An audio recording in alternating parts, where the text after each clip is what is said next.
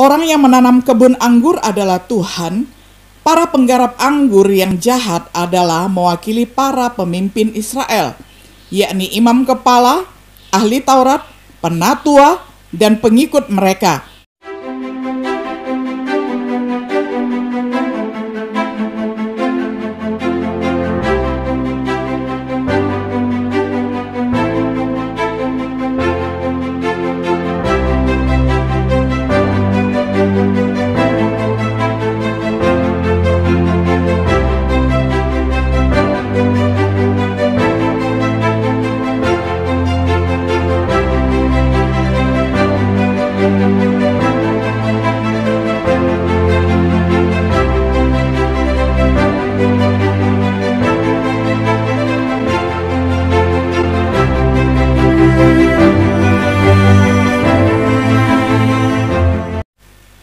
Shalom sahabat Biblika yang dikasihi oleh Tuhan.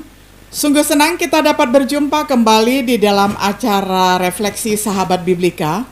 Pada hari ini kita tiba pada episode yang ke-67 dalam serial pembahasan kitab Injil Markus dengan tema Perumpamaan para penggarap kebun anggur yang jahat. Saya akan bacakan firman Tuhan untuk kita semuanya di dalam Markus 12 ayat 1 hingga ayat yang ke-12. Saya akan bacakan firman Tuhan untuk kita semuanya di dalam terjemahan sederhana Indonesia. Lalu Yesus mulai mengajar pemimpin agama Yahudi itu dengan memakai beberapa perumpamaan. Inilah salah satu dari perumpamaan itu adalah seorang pemilik tanah yang menyuruh hamba-hambanya membuat kebun anggur yang besar, lengkap dengan pagar di sekelilingnya. Lalu mereka menggali lubang sebagai tempat untuk memeras buah anggur dan membangun pondok jaga yang tinggi untuk mengawasi kebun itu dari para pencuri dan binatang. Waktu semuanya sudah selesai, dia menyewakan kebun anggur itu kepada beberapa orang petani. Lalu dia bersama para hambanya pergi ke negara lain. Waktu musim tiba panen, dia menyuruh seorang hambanya pergi kepada petani-petani itu untuk mengambil hasil kebun yang menjadi bagiannya. Tetapi para petani itu menangkap dan memukul hambanya itu. Lalu mereka menyuruh dia pulang dengan tangan kosong. Lalu pemilik kebun itu menyuruh hambanya yang lain pergi kepada mereka. Tetapi mereka mencaci maki dia dan memukul kepalanya sampai terluka. Sesudah itu pemilik kebun itu menyuruh lagi seorang hambanya yang lain, tetapi mereka membunuh dia. Begitulah seterusnya mereka memperlakukan setiap hamba yang lain yang datang menagih hasil kebun itu. Ada yang dipukul dan ada juga yang dibunuh. Akhirnya tidak ada lagi yang bisa disuruhnya kecuali anaknya yang satu-satunya yang sangat dia kasihi. Lalu dia menyuruh anaknya itu pergi karena dia pikir, tentu mereka akan menghormati anak saya sendiri. Tetapi waktu melihat anak itu datang, mereka berkata satu sama lain, "Lihat, yang datang ini adalah anaknya sendiri. Dia yang nanti jadi pemilik kebun ini kalau bapaknya sudah meninggal. Mari kita bunuh dia, supaya kebun ini menjadi milik kita." Lalu mereka menangkap dan membunuh dia. Sesudah itu mereka membuang mayatnya keluar dari kebun itu. Jadi coba kalian pikir, kalau sudah begitu, apakah yang akan dilakukan oleh pemilik kebun itu? Tentu dia sendiri yang akan datang dan membunuh para petani itu. Lalu dia akan menyewakan kebunnya itu kepada petani-petani yang lain. Lalu Yesus berkata lagi kepada mereka, "Sampai kapan kalian mengerti firman Allah? Karena sudah ada tertulis, batu yang dianggap tidak berguna oleh tukang-tukang bangunan, Allah sudah menjadikannya sebagai batu fondasi yang terutama." Apa yang Allah lakukan itu sangat ajaib bagi kita. Pemimpin-pemimpin Yahudi yang sedang mendengarkan perumpamaan itu tahu bahwa merekalah yang Yesus maksudkan sebagai petani-petani yang jahat itu. Karena itu mereka mencari cara bagaimana menangkap Yesus. Tetapi mereka takut kepada orang banyak yang juga hadir di situ. Jadi mereka pergi meninggalkan dia. Sampai sedemikian jauh pembacaan firman Tuhan. dari kitab Injil Markus pasal 12 ayat 1 hingga ayatnya yang ke-12. Sahabat Biblika yang terkasih, meninjau peristiwa minggu terakhir yang dicatat oleh Markus sejauh ini, pada hari Minggu, Yesus masuk dengan kemenangan ke Yerusalem dan kunjungan singkat ke Bait Allah. Hari Senin, Yesus mengutuk pohon ara dan membersihkan Bait Allah. Hari Selasa, pelajaran dari pohon ara yang dikutuk dan ajaran Yesus tentang doa dan pengampunan. Saat ini kita melanjutkan refleksi pelajaran kita dengan pasal 12.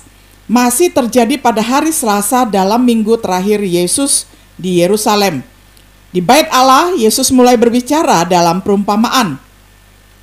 Matius mencatat trilogi perumpamaan, sedangkan Markus hanya mencatat satu perumpamaan saja. Markus mencatat perumpamaan tentang penggarap-penggarap kebun anggur yang jahat. Kita perhatikan yang pertama, makna perumpamaan. Tentang perumpamaan ini, kebun anggur mengingatkan tentang Israel. Sosok kebun anggur yang mengacu kepada Israel yang sangat terkenal. Tetapi di sini bukan Israel sebagai seluruh bangsa. Sebaliknya, keuntungan dan peluang khusus yang diberikan kepada orang-orang sebagai benih pilihan. Untuk kemudian, Yesus menjelaskan tentang kebun anggur atau kerajaan Allah akan diberikan kepada orang lain ataupun bangsa yang menghasilkan buahnya. Karena itu, aku berkata kepada kalian bahwa hak sebagai warga kerajaan Allah akan diambil dari kalian bangsa Yahudi dan akan diberikan kepada bangsa-bangsa lain, yaitu kepada orang-orang yang setia melakukan kehendak Allah. Orang yang menanam kebun anggur adalah Tuhan. Para penggarap anggur yang jahat adalah mewakili para pemimpin Israel, yakni imam kepala, ahli Taurat, penatua, dan pengikut mereka. Waktu imam-imam kepala dan orang-orang Farisi mendengar perumpamaan-perumpamaan itu, mereka mengerti bahwa Yesus berbicara tentang diri mereka. Oleh karena itu, fisik bangsa Israel secara keseluruhan, para pelayan yang diutus atas nama pemilik tanah mewakili para nabi. Sebagai sebuah bangsa, Israel menolak banyaknya nabi. Namun Tuhan Allah nenek moyang mereka berulang-ulang mengirim pesan melalui utusan-utusannya, karena ia sayang kepada umatnya dan tempat kediamannya. Tetapi mereka mengolok-ngolok utusan-utusan Allah itu, menghina segala firman-Nya dan mengejek nabi-nabinya. Oleh sebab itu, murka Tuhan bangkit terhadap umat-Nya, sehingga tidak mungkin lagi pemulihan. Perhatikan tangisan sedih Yesus atas Yerusalem di kemudian hari. Putra pemilik tanah sendiri adalah Yesus Kristus sendiri. Pertanyaan dan jawaban mengungkapkan maksud Yesus untuk membantu mereka melihat mengapa Tuhan begitu adil dalam membawa kutukan kepada Israel dan juga dalam memberikan berkat Israel kepada mereka yang lebih membutuhkan.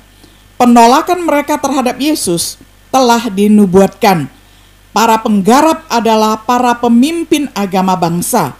Batu yang mereka tolak adalah Kristus. Namun batu ini akan dijadikan batu penjuru oleh Allah, di mana Tuhan akan membangun sesuatu yang baru, yaitu gereja, di mana baik Yahudi dan bukan Yahudi adalah anggota rumah tangga Allah. Pelajaran utama dari perumpamaan ini dapat diringkas di dalam kata-kata di dalam Mazmur 2 ayat 12. Supaya ia jangan murka dan kamu binasa di jalan. Sebab mudah sekali murkanya menyala, berbahagialah semua orang yang berlindung padanya. Begitu jelas maksud dan niat Yesus dalam menceritakan perumpamaan ini. Hal itu mengacu kepada para pemimpin agama yang akan menangkap dia pada saatnya tiba. Penerapan apa yang dapat kita buat dari perumpamaan ini? Apakah ada pelajaran untuk kita hari ini yang bisa kita tarik? Yang kedua, aplikasi perumpamaan.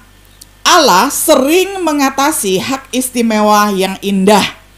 Ini telah Dia lakukan dengan bangsa Israel. Seperti kebun anggur yang berharga, Tuhan menanam Israel di Kanaan. Dia memberkati bangsa dengan hukum, dengan imam, nabi, dan hak khusus lainnya. Bagaimana dengan kita? Bukankah kita telah menerima hak istimewa yang luar biasa dari Tuhan? Kita menikmati akses gratis ke firman Tuhan dan kebebasan untuk beribadah tanpa takut akan penganiayaan. Banyak orang di belahan dunia lain tidak bisa seperti itu. Kita diberkati untuk mendengar hal-hal mengenai nabi, raja, dan orang-orang kudus di zaman dahulu yang ingin mendengar namun tidak bisa mendapatkannya. Orang-orang sering menggunakan hak mereka. Sejarah Israel sebagai bangsa yang didirikan oleh Tuhan, mereka secara konsisten menggerutu melawan Tuhan di padang gurun. Mereka berpaling dari Tuhan berkali-kali selama periode tersebut. Mereka menganiaya para nabinya dan akhirnya menolak anak Allah.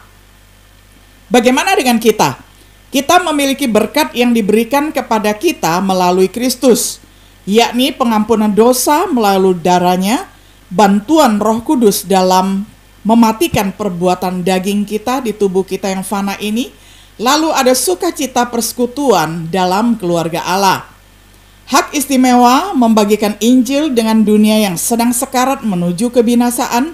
Namun demikian, orang Kristen seringkali mengabaikan berkat seperti itu. Mereka berdosa dan tidak mencari pengampunan.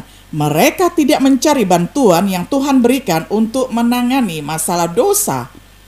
Mereka mengabaikan saudara-saudara mereka dengan meninggalkan pertemuan dan dengan tidak mengembangkan hubungan dekat dengan mereka. Mereka melakukan sedikit atau tidak ada upaya untuk menyebarkan Injil yang berharga.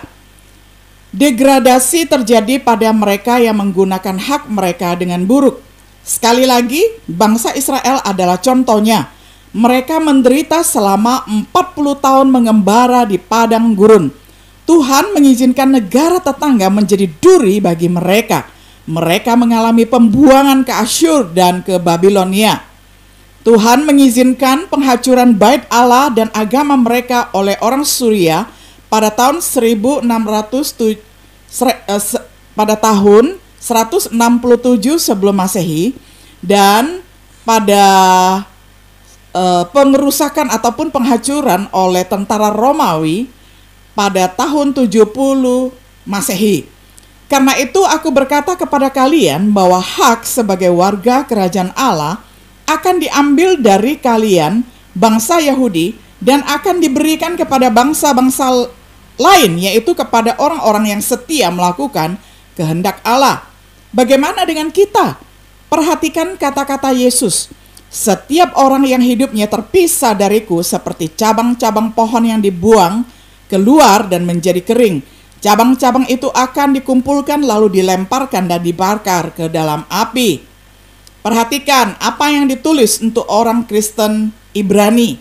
Karena kalau kita terus dan sengaja berbuat dosa sesudah kita menerima berita benar tentang semua yang Kristus sudah lakukan bagi kita, maka tidak ada lagi kurban yang bisa menghapus dosa tersebut. Siapa di antara kita yang hidup seperti itu? Dia hanya tinggal menunggu Allah menjatuhkan hukuman terakhir yang mengerikan saat dia menghakimi semua yang memusuhinya, lalu membuang mereka ke dalam api yang menyala-nyala yang sudah disediakan untuk membinasakan mereka. Sebagai contoh, ingatlah apa yang dilakukan dengan cara lama. Siapa saja yang melanggar hukum Musa dibunuh tanpa belas kasihan berdasarkan kesaksian 2 atau 3 orang saksi mata. Jadi coba bayangkan, orang yang menghina anak Allah pantas dihukum. Orang-orang semacam itu mengakui dirinya sebagai pengikut Kristus, tetapi mereka terus saja hidup di dalam dosa. Mereka menganggap murahan darah Yesus yang menguduskan kita, yaitu darah yang sudah Dia curahkan untuk membuat sah perjanjian yang baru dengan Allah. Dan dengan demikian mereka menghina roh Allah, yaitu rohnya yang menyampaikan kabar baik tentang kebaikan hati Allah kepada kita. Orang yang seperti itu pasti tidak akan lepas dari hukuman, karena kita sudah tahu siapa Allah yang sebenarnya. Dialah yang berkata, "Akulah yang berhak untuk membalas kejahatan, biarlah aku sendiri yang membalas. Dan lagi Tuhan berkata, aku Tuhan akan mengadili umatku, berjaga-jagalah dengan takut, jangan sampai kamu mendapat kemarahan Allah yang hidup. Ibrani pasal 10 ayat 26 sampai ayat 31. Jelas jika kita tidak memanfaatkan hak istimewa khusus kita, Tuhan akan mengambil berkat yang kita miliki, yaitu kerajaan Allah, dan berikan kepada seseorang yang menghargainya, yaitu orang-orang yang mau menghasilkan buah-buah kehidupan, buah-buah keselamatan, dan buah roh di dalam hidupnya. Sebagai kesimpulan, Tuhan telah memberi kita berkat yang luar biasa. Dia membuat kita layak untuk bersyukur kepada Allah Bapa. Dialah yang sudah mengangkat kita sebagai milik kepunyaannya sendiri, sehingga kita berhak tinggal selama-lamanya dalam terang Allah yang mulia dan menerima semua yang Dia janjikan kepada kita yang sudah disucikannya. Kolose 1 ayat 12. Dan Allah sudah melepaskan kita dari kerajaan kuasa gelap dan menjadikan kita warga dalam kerajaan anaknya yang sangat dikasihinya. Kolose 1 ayat 13. Di dalam Kristus kita memiliki semua itu terjadi karena Yesus sudah mengampuni kita dengan membayar semua utang dosa kita. Kolose 1 ayat 14. Dia mengutus kepada kita para rasul dan anaknya yang perkataannya ada di perjanjian baru. Marilah kita berhati-hati bagaimana kita menerimanya untuk selanjutnya saat kedatangan kembali anak manusia. Dia akan datang dengan penghakiman yang mengerikan seperti yang Yesus katakan, baik di dalam Tesalonika 1 ayat 7-10 maupun di dalam Lukas 12 ayat 48. Sahabat Biblika yang dikasihi oleh Tuhan, kiranya pelajaran dari perumpamaan tentang para penggarap kebun anggur yang jahat ini boleh mengingatkan kita bahwa Tuhan akan datang untuk memberikan penghakiman kepada orang-orang yang telah jahat, kepada utusan-utusannya, kepada nabi-nabinya, dan kepada Yesus sendiri. Dan kiranya kita sebagai murid Yesus pada hari ini boleh berefleksi agar kita tidak mengulangi kesalahan yang sama, tetapi kita boleh hidup seturut dan kehendak Allah. Kiranya Tuhan Yesus memberkati kita semuanya. Shalom.